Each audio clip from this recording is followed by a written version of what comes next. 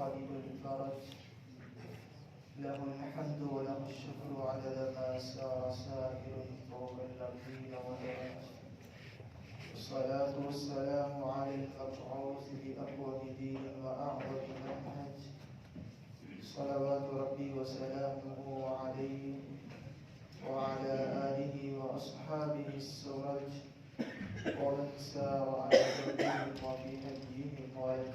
أما بعد فأعوذ بالله من الشيطان الرجيم من همزه ونفخه ونفسه.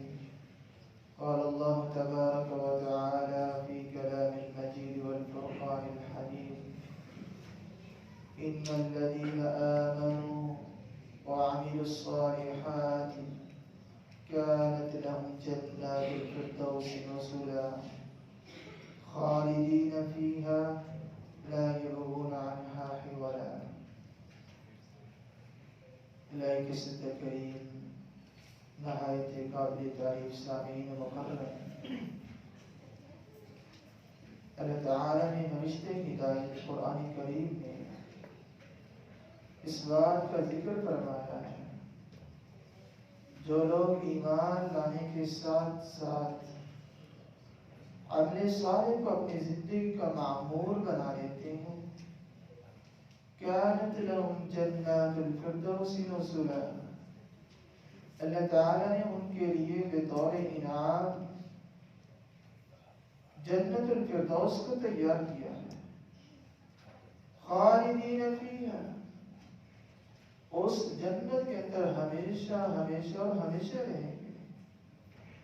ایک انسان کی 60 سالہ زندگی ہے، 69 سال 11 مہینے گزرے، اسے خوشی بھی مل جائے، آخر سے ایک فکر ضرور رہتی ہے، مجھے موت آ جائے اور میں نے فوت ہو جانا ہے، اس دنیا کو چھوڑ دینا ہے۔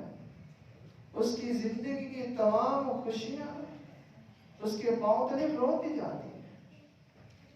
لیکن جو لوگ ایمان لانے کے ساتھ عمل صالح کو اپنی زندگی کا معمول بنائیں گے، ان کے لیے ایسی خوشی ہے جو ختم نہیں ہونے والی۔ اللہ تعالیٰ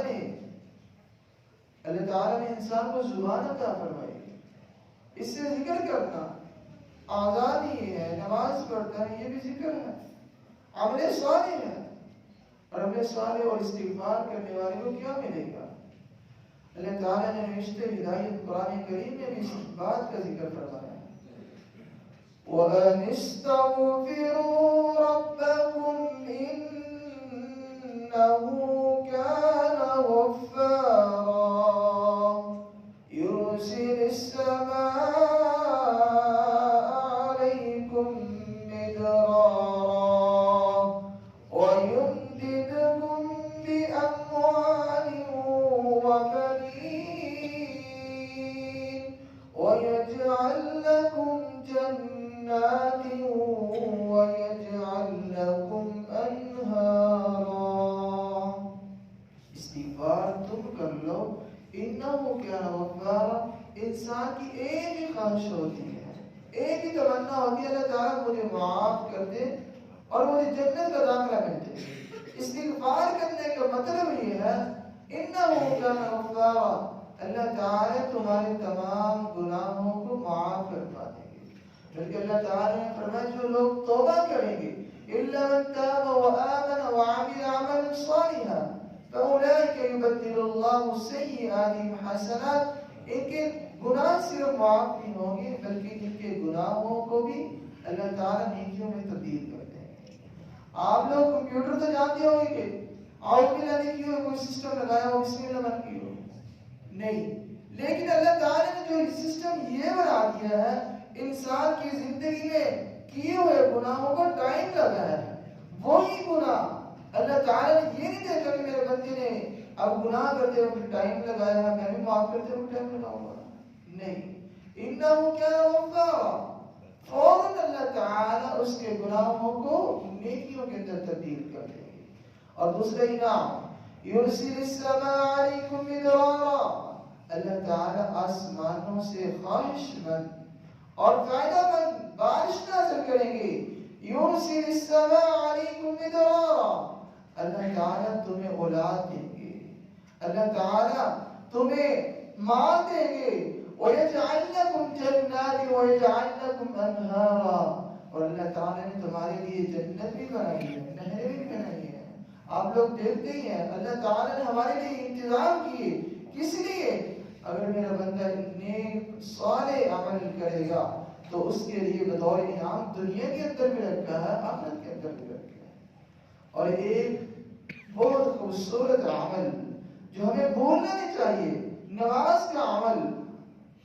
سیدنا عبداللہ بن ام مکتوم رضی اللہ تعالی عنہ صحابی ہیں اور نبینے صحابی ہیں، رسول اللہ صلی اللہ علیہ وسلم کی خدمت عالیہ میں حاضر ہوئے، اللہ کے رسول انی رجل ضریع البصر، اللہ کے رسول میں اندھا آدمی ہوں، نظر نہیں آتا، نبینا ہوں، شاسی الدار، گھر بھی بہت دور ہے، وَلَيْسَ لِي قَاعِدٌ يُلَابِقُنِي إِلَى الْمَسْجِدِ، اللہ کے رسول مجھے لانے والا بھی کوئی نہیں ہے، هَلْ تَجِدُ لِي رُخْصَةً، آپ مجھے رخصت دیتے ہیں أَنْ أُصَلِّ فِي الْبَيْتِ، میں گھر کے اندر نماز پڑھ لوں، قال هل تسمع النداء، گھر میں نماز پڑھنے کا یہ مطلب نہیں ہے کہ گھر کے اندر آواز پہنچی اذان کی لیکن نماز گھر کے اندر پڑھ لی، نہیں، فرمایا اگر تمہارے کانوں کے اندر اذان کی آواز پہنچتی ہے فَحَيَّ إِلَى الْمَسْجِدِ، مسجد میں آؤ نماز ادا کرو، اور دین اور ادھر لے کے پیش ہو جاتی ہے۔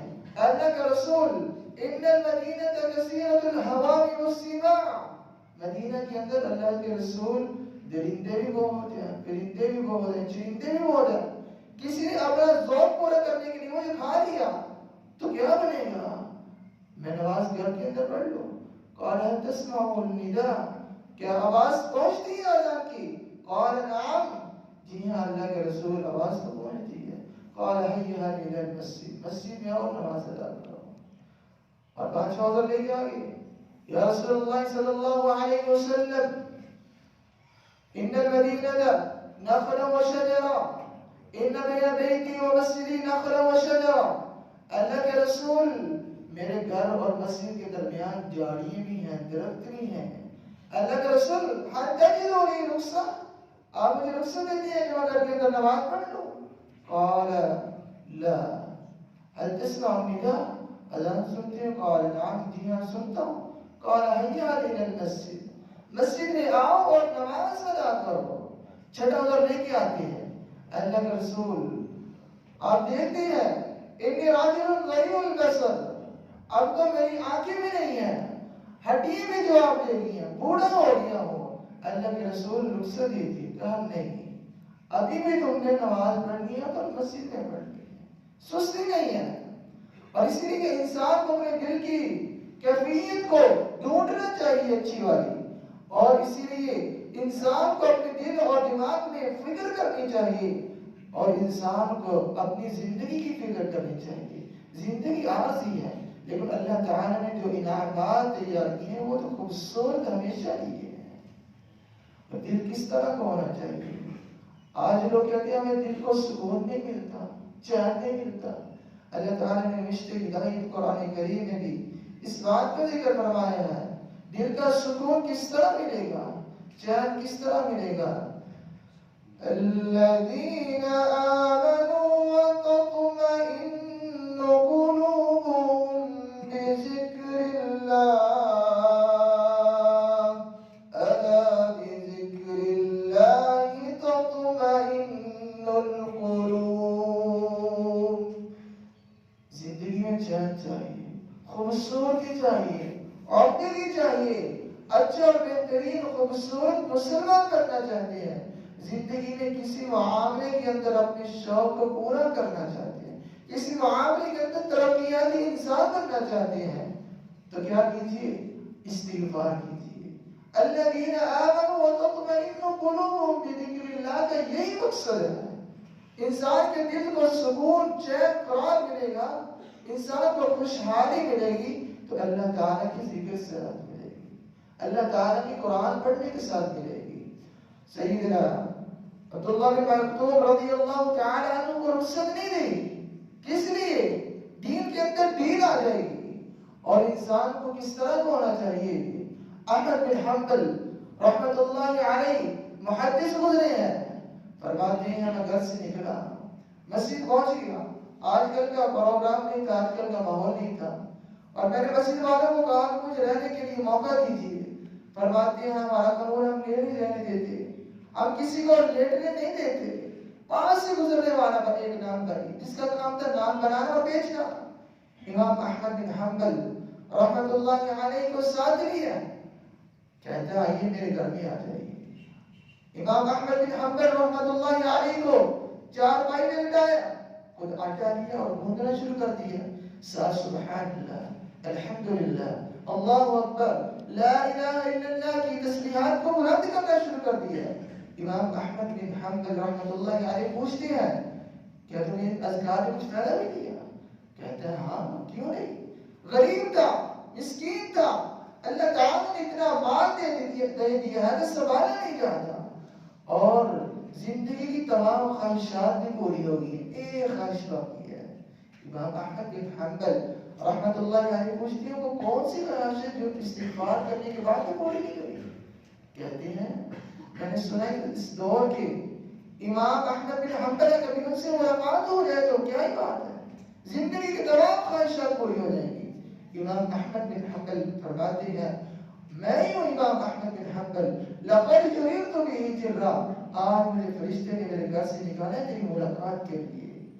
اللہ کے بندو سمجھیے اور بات کو سمجھیے اس طریقے سے کہ قرآن پڑھیے, حدیث پڑھیے.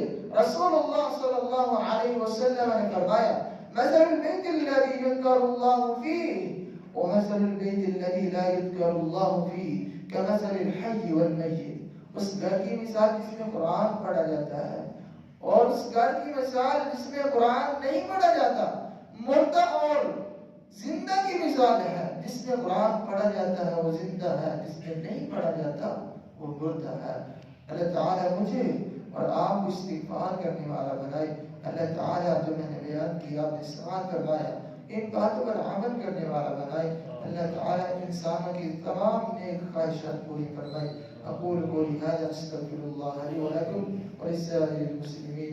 سبحان ربك رب العزة عما يصفون وسلام على المرسلين والحمد لله.